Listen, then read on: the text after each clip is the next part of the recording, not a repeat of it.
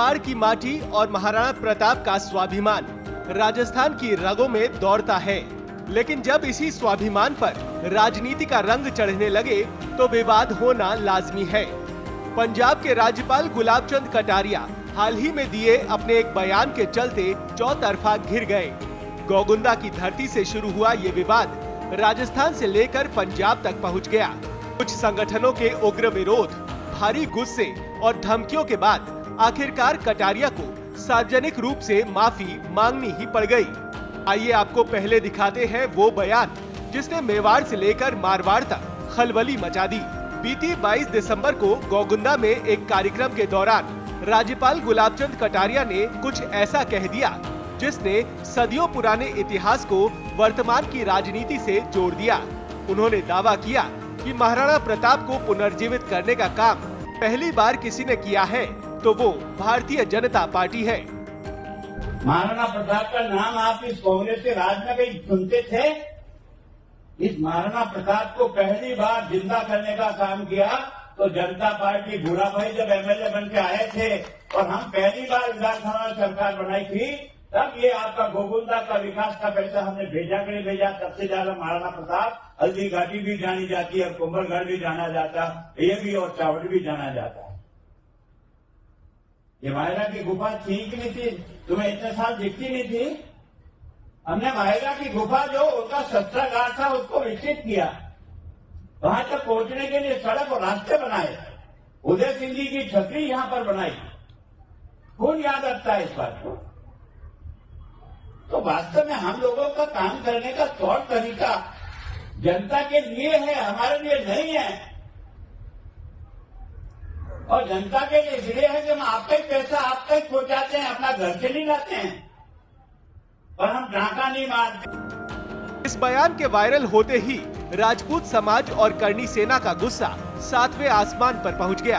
क्षत्रिय करणी सेना के राष्ट्रीय अध्यक्ष राज शेखावत ने तो सोशल मीडिया पर राज्यपाल को सीधी धमकी दे डाली थी।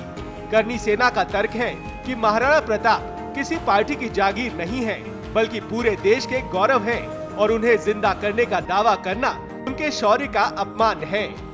इधर मामले की गंभीरता और समाज के बढ़ते आक्रोश को देखते हुए पंजाब के राजभवन से एक स्पष्टीकरण और माफीनामा सामने आया। कटारिया ने एक वीडियो संदेश जारी करते हुए स्वीकार किया कि भावनाओं के प्रवाह में उनके शब्दों का चयन गलत हो सकता था, लेकिन उनका इरादा कभी भी प्रताप के कद को छोटा करना न पहले कभी था, न है और न कभी रहेगा। ये चंडीगढ़ के निकल जाने के बाद मेरे बयानों को लेकर के कई तरह के प्रश्न खड़े किए गए। मेरी आप सबसे विनम्र प्रार्थना है कि मेरा भाषण शुरू से लेकर आखिर तक एक बार आप सुन लें, मेरे भावों को सुन लें, मेरे शब्दों को सुन लें, मेरे मन में प्रताप के प्रति कितनी श्रद्धा है, आस्था है, विश्वास है। पहली बार मैं नया 33 साल की उम्र में एमएलए बनकर गया था, तब मैंने आग्रहपूर्वक प्रताप के इस शौर्यपूर्ण जीवन को मेवाड़ में स्थापित किया जाए। घर घर गांव-गांव लोगों के मन में प्रताप की उस जीवन को लोग नजदीक से देख सकें, उसके लिए मुख्यमंत्री भरत सिंह जी से निवेदन करके पहली बार मेवाड़ कॉम्प्लेक्स योजना 77 से लेकर 80 तक ही राज रहा था, पर हमने उसको स्वीकृत कराया। भले ही राज्यपाल ने माफी मांग ली हो, लेकिन राजस्थान की राजनीति में ये मुद्दा अब भी गर्म है।